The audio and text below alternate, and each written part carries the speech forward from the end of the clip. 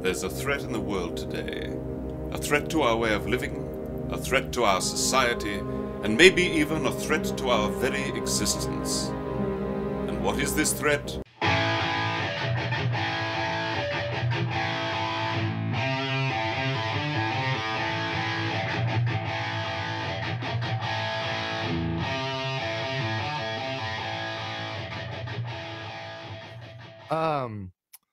Hey, so what else you want to talk about? What do you got for us, Tommy boy? I guess, we'll give him a shout out. Obviously, BWSPORTS1.com. That's where you go to find out everything on checkers and wreckers, black and white sports, esports and whatnot. I really hope, can you please talk to him? Esports and whatnot needs to be the name. I thought that was the name. That's why I keep saying it. I thought it was the name. Okay. I didn't know if he was like see, obviously, Sean doesn't watch black and white sports. I was there. Or he would know that. I was there. Not when Julian was there. No, I listened there. But I didn't know if we officially named it esports and whatnot. I thought it was officially named that night. Well, with BB and his father, I'm going to say it is. It's the one says it's official, Julian. Perfect. So there. Perfect. So,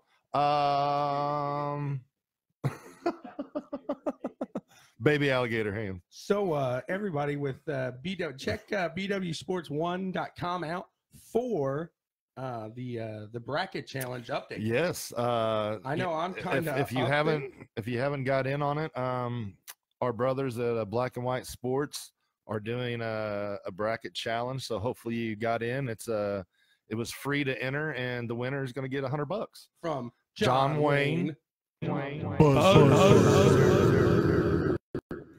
And he's what is it? First Financial Bank, is it, Damon? Up there on 96th Street. Yeah. So you need anything banking wise, go see John Wayne. Buzz. That's better than the knob, isn't it? Yeah, it is. So I'm sure it could hook you up on that. And I met him out there. He was there. He was there Wednesday night, wasn't he? Yeah, he brought a briefcase or a portfolio. What Daniel say? A filing cabinet is what Daniel called it for his March Madness. He was into it, and I like his take on some of that stuff. But I did. I'm gonna say it real quick. I did get made fun of on that show for picking Ohio State University, and the Ohio State University won. Hey, it's all good, but hey, absolutely. But hey, it wasn't just you either. I think everybody there turned around and laughed. Even though I'm not eligible for the money, where's the one at? Where is the one? We'll have to check her. He's going to tell us. He's going to tell us. Are you number one? I'm tied with 3 for the top. There you go. He's tied for the top. Hey, Mike, we're going to talk about that here in just a little bit. So hold that thought. Hold that thought. So with that being said, is it time to move on to segment 2? I would say it's time to move on to segment 2. Because I'm really excited to get to segment 2. I'm trying to hide back my enthusiasm. So before we start here, I gotta ask. I mean, you're in Dakota. You know this track. What is that wicked pagoda? I guess. Is that just the design? Is that anything? Do you have any idea? I don't know exactly what it is. Hot Wheels but track. I did see I know what you're talking about. I'm not exactly sure what it is, but so yeah, we're gonna dip into IndyCar because it is race day, and IndyCar is at COTA. And if anybody's sitting there going, "What is COTA?" COTA is a Circuit of the Americas. It's in Austin, Texas. Very, very, very nice facility. I just, to me, it's the premier track in the United States, if you ask me. And it looks like it's wide. I didn't watch F1 before, really. Yeah. So I didn't really tune into Dakota, and I didn't know much about it. But it's wide. That first turn, they go into there. I was watching the Indy Lights, man. They got 5 wide, I think, in turn 1. Hold on just a second before we get real deep into the IndyCar. I just want to, you know, April 6th is going to be a busy day for the BWSPORTS1.com crew. Like we said, we're going to be at Ingalls RC Speedway for opening day out there. And then once we wrap up there, we're going to load up and shoot on downtown to Dick's Last Resort. That's right. Our brothers in Black and White Sports are going to be going live and doing a show from Dick's Last Resort. They were asked to come down there and do a show for the Final Four. Absolutely. That'd be So fun there too. we're going to have the whole BWSports1.com crew down at Dick's Last Resort. So if you can't make it out to Ingalls Speedway to hang out with Checkers and Wreckers, come on down to Dick's Last Resort, bring the fam, bring buddies, do whatever you want, and come hang out. It should be good times. It's that's a fun little place to. I've never been to have a drink. The wife and I went there on our. Is that the one where they like talk crap to you? Yeah, they put a hat on you. Yeah, I'm like, not. Mine said she beats me. Yeah. And, hers said he likes it. Yeah. So, I can see that. I can see that. But yeah, I'm not. I won't be wearing that hat. I'll be wearing my Fernando Alonso McLaren hat. Hey, the Hiatt and LaFleur hat. Yeah, we have the Hiatt and LaFleur hat back here too. You want to wear this one, Damon? The H&L. The H&L Racing. Howdy and LaFleur. Howdy and LaFleur. I like it. There you go. Yeah, but getting back to COTA. So you're talking a track that's 3.426 miles in length. That's probably the longest track the IndyCar will run on all year long. That is a long track, yes. But it's technical. It's fast, but it's technical. That one stretch, what is it? Like is it 16, 17, and 18? Where I mean, they're hammered down and come through there, and they're like right, left, right. And a lot of guys are like running off. Huh? Is that when they shoot uphill? No, they're going downhill right there. It's like the last little section of the track. It's where the stripes at, like that's where they're hitting for qualifying. Okay. It's like the last section coming through, and it's just so technical and so fast. I mean, I enjoy this track. I cannot wait to see this race today. I think, and it starts here in what, 45 minutes? 12:30? Is it a 12:30? I thought it was 2:30. Is it 2:30? Okay. I could be wrong. For some reaon, I thought, oh, you know what? Maybe it's probably 12:30 there, 2:30 here. Maybe it is 12:30. Maybe NASCAR starts at 2:30. I don't know. Alexander the Great will win the day. Wrong. We'll see that one. Yeah, we'll see that. He could be another name in my my picks here. Did you watch qualifying yesterday for COTA? I saw some replay. Yeah. So when they got down to the nitty gritty, you had 5 Hondas in the Fast Six. The only Chevy in the Fast Six was Will Power. So with that said, a little side note for Honda. Well, hold on, we'll get into that. Yep. But so you had one Chevy with Will Power. And he goes out and beats all the Hondas and puts it on the pole. Willpower on a road course. He's got that's willpower. Yeah. But I think he come in and got a fresh set of sticker reds and went out there and put it on the pole. I think if Rosenquist would have had more time to come in and put sticker reds on too, I think he walked the pole. I think Rosenquist was definitely the fastest out there yesterday. Just I say before the end of the season, we see you in another number 10 Rosenquist hat. I think you're liking this rookie. It could happen. I think he's liking. Oh, I do. Rookie. I do. There's no doubt about it. Hopefully, he's got 2 arms today. I like. I'm liking the whole rookie crew really right now. I mean, you have Rosenquist, Colton Herta. I got his name right that time. Yes. Was it Ferrucci? Yep. He was looking pretty good yesterday, which I would like to see that car up close. It's like all chrome. Yeah. So I think that car be really neat up close. See a mirror. Pat Award starts today. He didn't race in St. Pete, but today is his first race here. All 4 of those rookies looked very good yesterday. Yeah.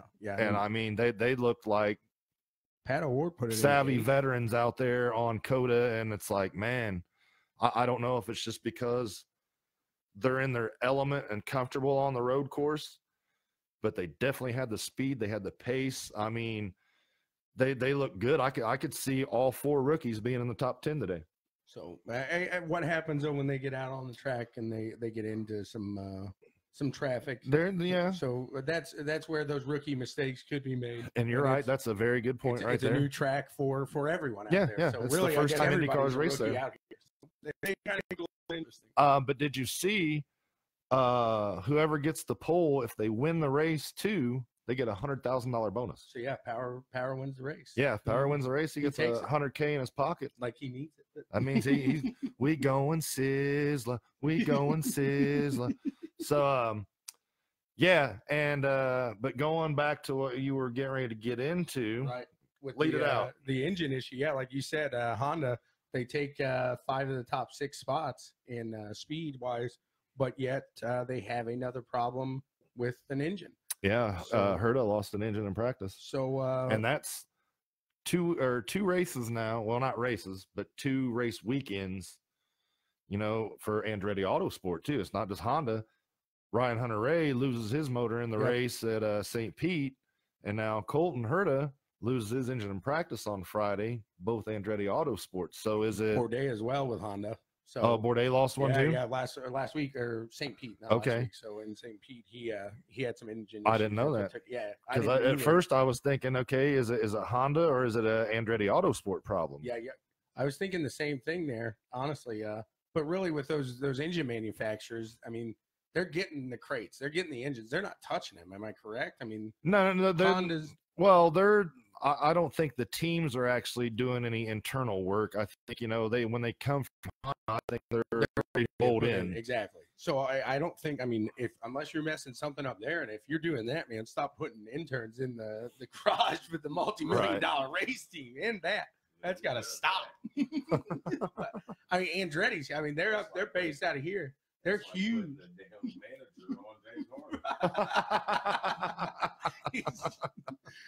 So, but yeah, I don't know.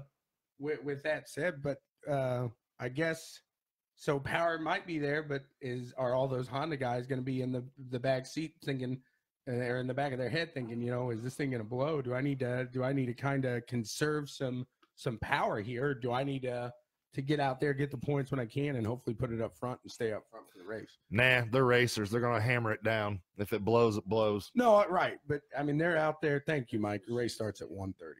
So we were right in the middle there. Yeah, we were off by a little bit. So, no, but well, I guess I don't see – you get running up front. If a Honda gets running up front and he's in clean air, everything in his head's going to say, oh, this engine sounds weird. Well, that's anybody when you're in lead. I don't care if you're in a Honda, Chevy, whatever. If you're out leading a race, every little noise you hear, you're thinking, "Oh, what's that?" Is this, and you may even not even be hearing it. Your mind, just you're in the lead, and your mind will mess with you. No, absolutely, you're right. But going back to the qualifying, how do you feel about how this, with St. Pete and now COTA, how they did it in the 2 groups? Both groups kind of got screwed by a red flag situation. So some of these guys didn't get to go back out on their flyer and really lay down a lap. So that's why, if you noticed when they went out to qualify for the Fast 6, Power goes out there and puts a lap down and kind of a bank run. So that way, if it did go red, he's got a lap time in, and there you go. So I think some of the strategy in qualifying might change a little bit now. So, like I said, being 2 races in a row now where you've had red flag situations, stop qualifying. Some of these guys have gotten, the short end of the stick on that, if you will. Right. Because they didn't get to go back out and really put down a lap.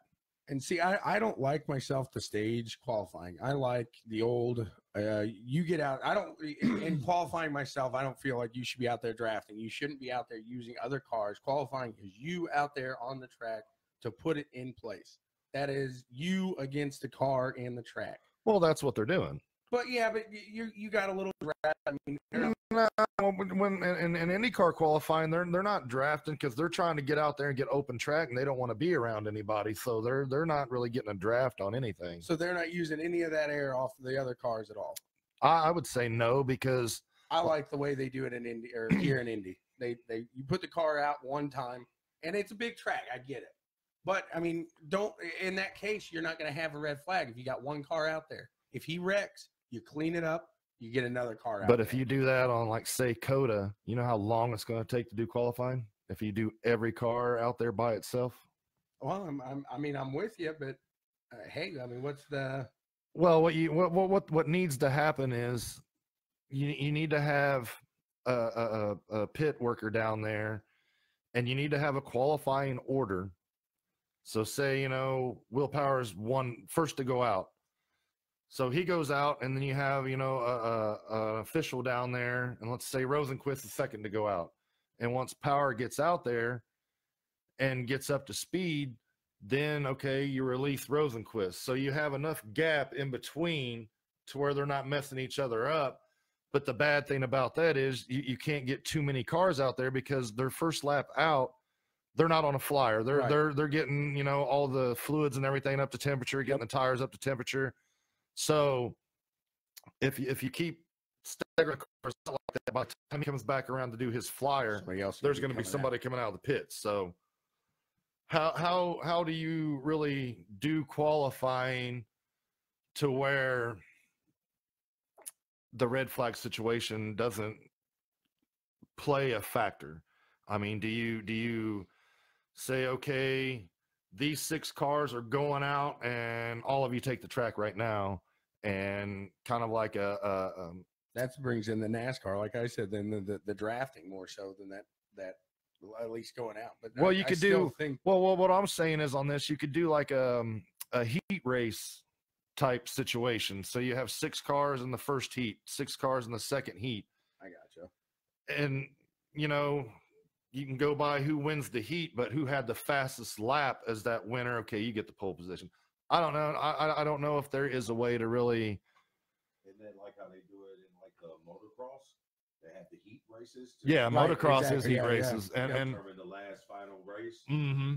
Because they determine your spots all the way across the starting gate, right? But I think people would have a problem with doing that in this style racing, just because of the expense of the car. And these guys are going to be racing for position. So if they wreck to get it in there, then you're not in. You're in the race, but that's $1 million that just hit the wall or just got tied up. And I don't know if they want to.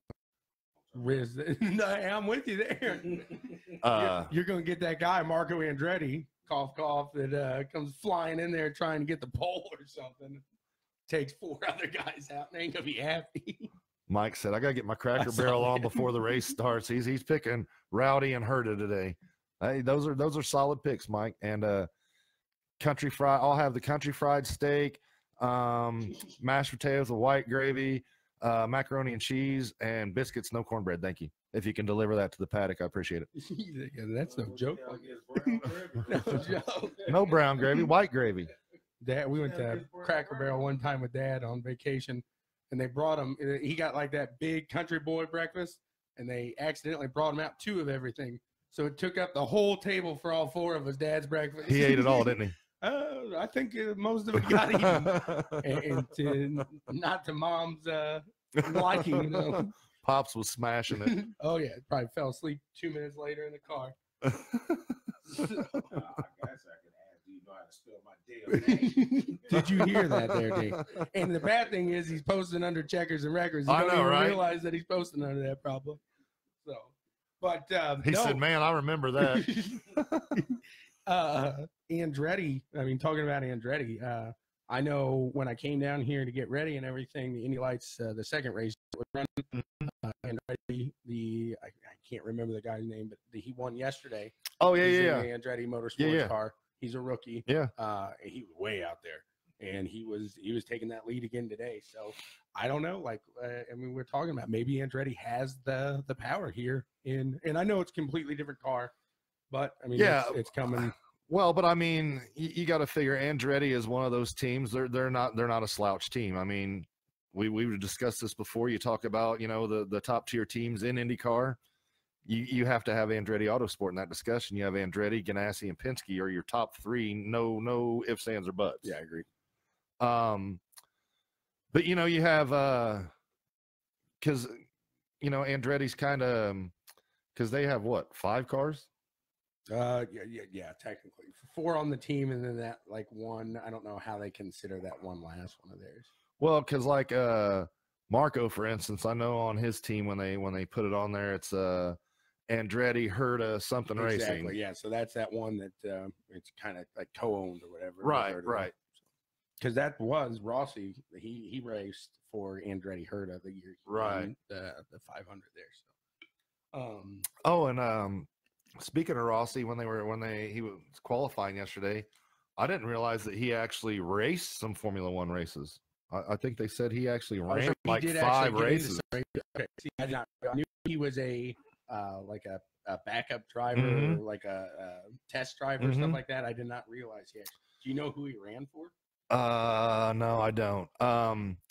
And then okay, you have Rosenquist is a Swedish guy. Who's the other Swedish guy in IndyCar? Once you said that, he came from F1 last year. Yes, he did. He ran for Sauber. He ran for the Sauber team. But I was reading a pretty interesting article on if you have the IndyCar app. Yep, I do. I was just scrolling through there trying to see what's new in the IndyCar world. But they were talking about how with the 2 Swedish drivers in IndyCar now, how Sweden is really following and backing IndyCar. They were talking about when they first started the app, like the first 1,000 people to have the app and download it and interact on the app were all from Sweden.